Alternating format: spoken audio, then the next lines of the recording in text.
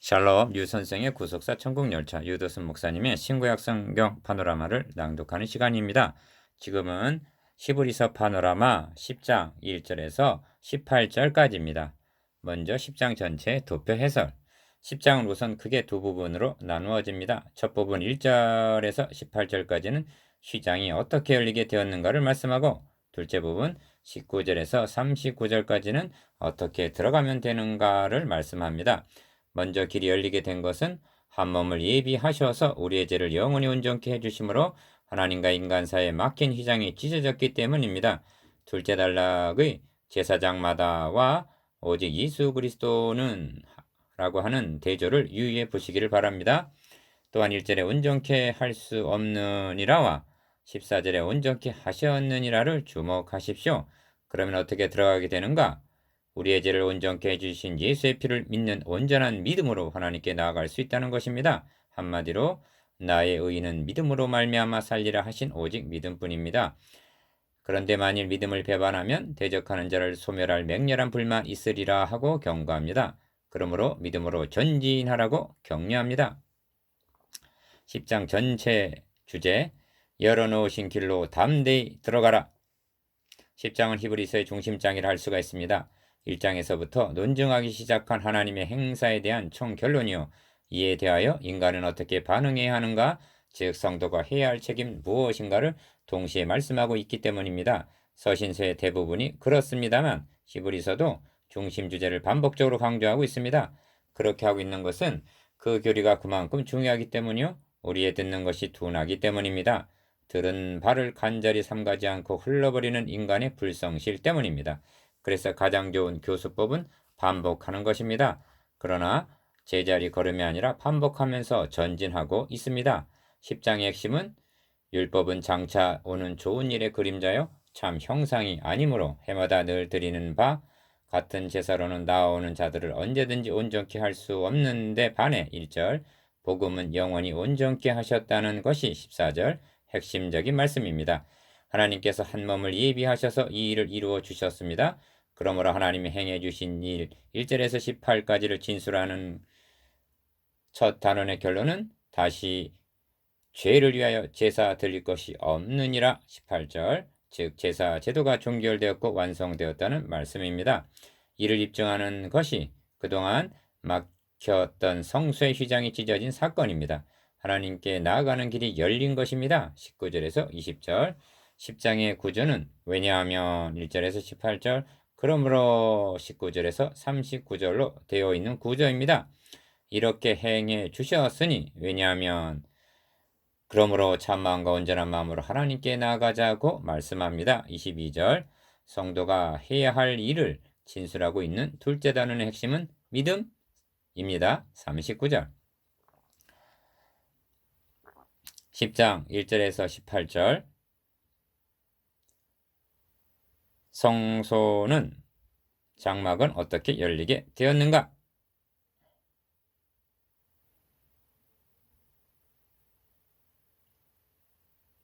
도표 해설. 본단의 중심적인 내용은 닫혔던 휘장이 어떻게 열리게 되었는가를 말씀하는 것입니다. 그것은 양이나 염소나 송아지가 아니라 한 몸을 예비하신 첫 달라 한 사람으로 말미암아 열렸습니다. 그 한 몸이 단번에 속죄제를 드려주심으로 영원히 온전케 하셨다는 것입니다. 둘째 달라. 도표의 중앙선을 따라 관찰해 보면 율법은 그림자의 참 형상이 아니므로 첫 것을 피하시면 둘째 것을 세우리 하심이니라 말씀하면서 이 뜻을 조차 예수 그리스도의 몸을 단번에 들이심으로 영원히 온전케 하셨느니라 한 뒤 그러므로 다시 죄를 위하여 제사 드릴 것이 없느니라 하고 결론적인 선언을 합니다. 여기서도 중앙선을 중심으로 왼편에는 제사장마다 하고 율법을, 오른편에는 오직 그리스도는 하고 복음을 제시함으로써 대조해서 보여주고 있습니다. 어떻게 열리게 되었는가? 1. 율법은 장차 오는 좋은 일의 그림자요 참 형상이 아니므로 해마다 늘 드리는 바 같은 제사로는 나아오는 자들을 언제든지 온전케 할 수 없느니라. 그렇지 아니하면 섬기는 자들이 단번에 정결케 되어 다시 죄를 깨닫는 일이 없으리니 어찌 드리는 일을 그치지 아니하였으리요. 그러나 이 제사들은 해마다 죄를 생각내게 하는 것이 있나니 이는 황소와 염소의 피가 능히 죄를 없이 하지 못함이라. 그러므로 세상에 임하실 때 가라사대 하나님의 제사와 예물을 원치 아니하시고 오직 나를 위하여 한 몸을 예비하셨도다. 전체로 번제함과 속죄제는 기뻐하지 아니하시나니 이에 내가 말하기를 하나님의 보시옵소서. 두리마리 책에 나를 가리켜 기록한 것과 같이 하나님의 뜻을 행하러 왔나이다 하시니라. 위에 말씀하시기를 제사와 예물과 전제로 번제함과 속죄제는 원치도 아니하시고 기뻐하시도 아니하신다 하셨고 이는 다 율법을 따라 드리는 것이니라.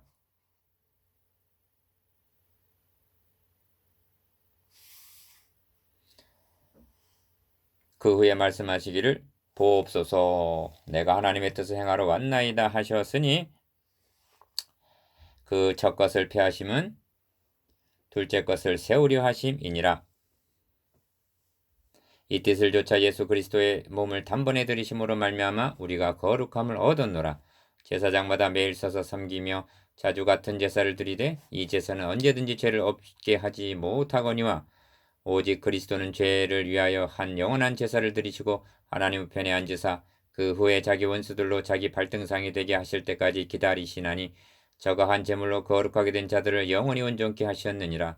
또한 성령이 우리에게 증거하시되 주께서 가라사대 그날 후로는 저희와 세울 언약이 이것이라 하시고 내 법을 저희 마음에 두고 저희 생각에 기록하리라 하신 후에 또 저희 죄와 저희 율법을 내가 다시 기억지 아니하리라 하셨으니 이것을 사하셨은즉 다시 죄를 위하여 제사 드릴 것이 없느니라. 히브리서 10장 1절에서 18절. 신앙생활에 있어서 승리의 비결은 인간이 한 일 또는 하지 못한 일보다는 하나님께서 행해 주신 일을 더 많이 생각하는 데 있습니다. 하나님께 나아가는 길이 열리게 된 것은 인간이 무엇을 행했기 때문이 아니라 전적으로 하나님이 해 주셨기 때문입니다. 하나님께서 행해 주신 일은 첫 것 짐승의 제사를 폐하시고 둘째 것 한 몸 즉 자기 아들을 주셨다는 데 있습니다. 9절. 왜 첫 것을 폐해야만 했습니까? 나오는 자들을 온전케 할 수가 없었고 1절.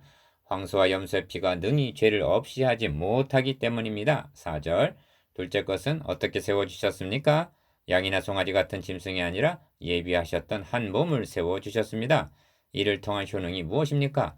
영원히 온전케 하셨다는 것입니다. 14절. 큰 일, 한 몸을 예비하심, 작은 일, 율법은 장차 오는 좋은 일의 그림자요 참 형상이 아니므로 해마다 늘 드리는 바와 같은 제사로는 나오는 자들을 언제든지 온전케 할 수 없느니라 합니다. 1절 기억. 성경에는 짐승을 잡아서 하나님께 제사 드리는 장면이 참으로 많이 나옵니다. 이를 대하게 될 때 의아하게 생각해 보신 적은 없었습니까? 만일 없다면 그것이 이상한 것입니다. 왜냐하면 천지의 대주제이신 하나님께서는 사신 우상에게 하듯 그렇게 섬김을 받으실 분이 아니시기 때문입니다.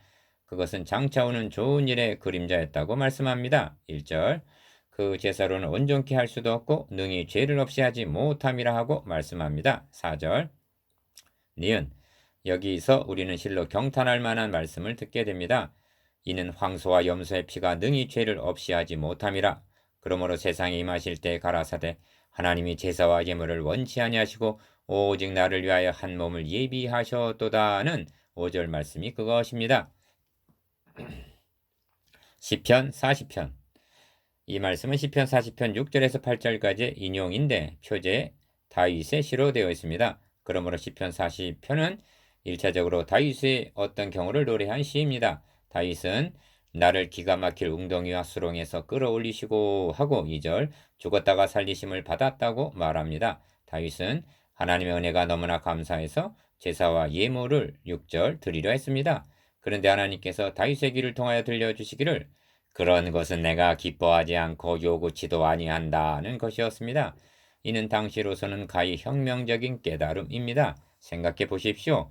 다윗의 아들 솔로몬이 1,000번제를 드리고 성전 낙성식 때 드린 제물이 소가 22,000요 양이 12만이요 라고 기록되어 있는데 역대하 7장 5절 이런 것은 기뻐하시지도 아니하고 요구치도 아니하신다니 어찌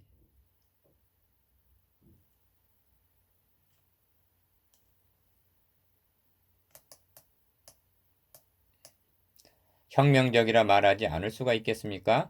다윗의 두 번째 깨달음은 하나님은 나 자신을 요구하고 계시는구나 하는 것이었습니다. 이것이 그때 내가 말하기를 내가 왔나이다 하고 7절 응답한 말씀입니다. 다윗은 내가 주의 뜻 행하기를 즐겨오니 하고 8절 헌신을 다짐합니다. 이것이 1차적인 의미입니다. 그런데 성령께서는 다윗을 예표인물로 사용하셔서 그리스도에 대한 예언시로 기록해 하셨던 것입니다. 인류의 죄를 속죄하시기 위해서는 천천만만의 생축이 아니라 다윗의 위에 오르실 한 몸이 필요했던 것입니다. 성령의 증거. 학자들은 히브리 원전이나 시편 40편에 한 몸이라는 말이 없음을 인하여 해석상 고심하고 있습니다. 하지만 고심할 필요가 없습니다. 왜냐하면 그렇게 말씀하고 있는 분은 또한 성령이 우리에게 증거하시되 한 15절 성령님의 증거요 해석이기 때문입니다. 구약의 그림자로 희미하게 나타났던 계시를 성령께서 신약 성경을 통해서 밝히 드러내고 계신 것입니다. 한 몸을 예비하셨다고 한 것은 히브리서를 기록한 저자의 생각도 아니며 임의로 그렇게 하는 것이 아니요 성령의 감동하심으로 기록해 하셨다는 것이 우리의 믿음입니다. 3장 7절을 보십시오. 시편을 인용하면서도 성령이 이르신 바와 같이라고 말씀합니다. 9장 8절에서도 성령이로서 보이신 것은 하고 구약의 모형과 예표를 통하여 성령께서 우리에게 보여주시기를 계시하기를 원하시는 바가 있다고 말씀합니다. 그러므로 나를 위하여 한 몸을 예비하셨도다는 말씀도 시편 40편을 통하여 우리에게 보여주고 증거하기를 원하시는 성령의 말씀인 것입니다. 이뿐만이 아닙니다. 오순절에 성령께서 강림하셔서 베드로를 통하여 증거하시기를 다윗을 가리켜 그는 선지자라 하나님이 이에 맹세하사 그 자손 중에서 한 사람을 그 위에 앉게 하리라 하심을 알고 미리 보는 거로 사도행전 2장 30절 그리스도를 증거하였다고 말씀하고 있습니다. 시편 40편도 성령님의 증거요. 히브리서 10장도 동일한 성령님의 증거인 것입니다. 히브리서 자체가 구약의 레위기를 해석하고 설명해주고 있는 성령님의 증거인 것입니다. 하나님의 뜻을 행하러 왔나이다. 작으니 이에 내가 말하기를 하나님이여 보시옵소서 두루마리 책에 나를 가리켜 기록한 것과 같이 하나님의 뜻을 행하러 왔나이다 하고 말씀합니다. 7절 기억 여기서 두루마리 책이란 구약 성경을 가리키는 표현입니다. 그런데 나를 가리켜 기록한 것과 같이 한 나가 누군가? 구약 성경의 핵심은 주님께서 친히 말씀하신 대로 나를 가리켜 즉 예수 그리스도를 증거하고 있는 것입니다. 요한복음 5장 39절 결코 다윗을 증거하기 위해서 기록이 된 것이 아닙니다. 니은 내가 하나님의 뜻을 행하러 왔나이다 하고 말씀합니다. 하나님의 뜻을 행하러 오신 분은 예수 그리스도이십니다. 주님은 겟세마네 동산에서 나의 원대로 마옵시고 아버지의 원대로 하옵소서 하고 기도하셨습니다. 그리고 대제사장적인 기도에서는 아버지께서 내게 하라고 주신 일을 내가 이루어 아버지를 이 세상에서 영화롭게 하였사오니 하고 말씀하십니다. 요한복음 17장 4절 또한 요한복음 12장 27절에서도 이때를 면하게 하여 주옵소서 그러나 내가 이를 위하여 이때에 왔나이다 하고 말씀하셨습니다. 디귿 그 첫 것을 폐하심은 둘째 것을 세우려 하심이니라 이 뜻을 조차 예수 그리스도의 몸을 단번에 들이심으로 말미암아 우리가 거룩함을 얻었노라 합니다. 9절에서 10절 실로 그리스도께서는 하나님의 뜻을 행하러 이때에 오신 예비된 한 몸이십니다. 가 이 뜻을 조차 나 예수 그리스도의 몸을 다 단번에 들이심으로 말미암아 라 우리가 거룩함을 얻었노라 얼마나 분명한 증거입니까? 크니 영원히 온전케 하심 둘째 달력의 핵심은 영원히 온전케 하셨느니라에 있습니다. 14절 하나님께서 첫 것을 폐하시고 둘째 것을 세우심은 첫 것이 나오는 자들을 온전케 할 수 없었기 때문인데 1절 이제 영원히 온전케 하셨느니라 하고 선언합니다. 14절 1절과 14절의 절미한 대조를 보십시오. 둘째 단락을 보시면 구약시대 제사장의 사역과 그리스도의 사역이 대조되어 있습니다. 도표를 보면서 이 대조를 관찰해 보시기 바랍니다. 제사장보다 오직 그리스도는 3. 작은 3. 제사장마다 매일 서서 섬기며 자주 같은 제사를 드리되 이 제사는 언제든지 죄를 없게 하지 못하거니와 오직 그리스도는 죄를 위하여 한 영원한 제사를 드리시고 하나님 우편에 앉으사 합니다. 11절에서 12절 기억 이 대조를 보십시오. 가 매일과 한 영원한 제사가 대조되어 있는데 그리스도는 한 제물이요 14절 또한 여러 제사가 아닌 한 제사를 드리셨던 것입니다. 이를 히브리서는 한마디로 단번이라고 표현하고 있습니다. 첫 것은 서서 섬기고 있으나 성막에는 의자가 없습니다. 그리스도는 단번에 드리시고 하나님 우편에 앉으사 하고 말씀합니다. 12절 서서 있다는 것은 그 제사가 종결이 되지 않았음을 말해줍니다. 시편 134편은 밤에 여호와의 집에 서 있는 여호와의 모든 종들아 합니다. 1절 그들은 언제까지 서서 섬겨야만 합니까? 언제나 편히 쉴 수가 있을까요? 밤에라고 했는데 날은 언제나 밝아올 것입니까? 시온의 영광이 빛나는 아침까지입니다. 생축이 아닌 한 몸으로 반복이 아닌 단번에 드려주실 때까지입니다. 그러므로 제사장마다 자주 같은 제사를 드리고 있지만 오직 그리스도는 하나님 우편에 앉으사 기다리고 계실 뿐입니다. 그리하여 결론은 첫 것은 죄를 없게 하지 못하거니와 11절 둘째 것은 영원히 온전케 하셨느니라 하고 말씀합니다. 14절 다시 기억치 아니하리라. 작은 사 또한 성령이 우리에게 증거하시되 주께서 가라사대 그날 후로는 저희와 세울 언약이 이것이라 하시고 내 법을 저희 마음에 두고 저희 생각에 기록하리라 하신 후에 또 저희 죄와 저희 불법을 내가 다시 기억지 아니하리라 하셨으니 15절에서 17절 히브리서 기자는 이번에는 예레미야로 하신 말씀을 인용하여 더욱 강화시켜주고 있습니다. 기억 이 인용구는 이미 8장에서 인용한 바 있습니다. 8장 8절에서 12절 이를 다시 인용하고 있는 것은 의미한 반복이 아니라 그 강조점이 다르기 때문입니다. 8장의 강조점은 옛 것과 대조되는 새 것, 즉 새 언약이라는 데 있습니다. 그래서 인용하고 난 후에 새 언약이라 말씀하셨음에 첫 것은 낡아지게 하신 것이니 낡아지고 쇠하는 것은 없어져 가는 것이니라 하고 8장 13절 논증을 했던 것입니다. 그러나 같은 인용이지만 10장의 강조점은 기억치 아니하리라에 있습니다. 저희 죄와 저희 불법을 내가 다시 기억치 아니하리라 하십니다. 17절 이는 첫 언약에서는 상상도 할 수 없는 긍휼이요 은혜인 것입니다. 옛 제사는 그러나 이 제사들은 해마다 죄를 생각하게 하는 것이 있나니 합니다. 3절 이는 민수기 5장 15절을 염두에 두고 한 말씀인데 이는 생각하게 하는 소재니 그 죄악을 생각하게 하는 것이니라 합니다. 만일 죄를 생각하게 함이 없었다면 어찌 드리는 일을 그치지 아니하였으리오가 될 것입니다. 2절 율법은 죄를 해결해 주는 기능이 있었던 것이 아니라 도리어 깨닫게 하고 생각나게 하는 역할을 하는 것입니다.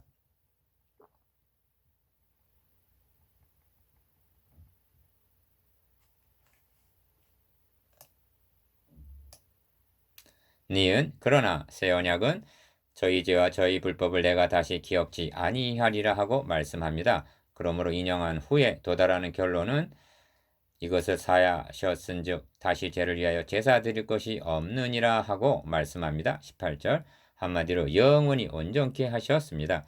이것을 능가할 복된 소식이 무엇이겠습니까? 미가 선지자도 이 복음을 알았기에 주와 같은 신이 어디 있으리까? 주께서는 죄악을 사유하시며 그 기업에 남은 자의 허물을 넘기시며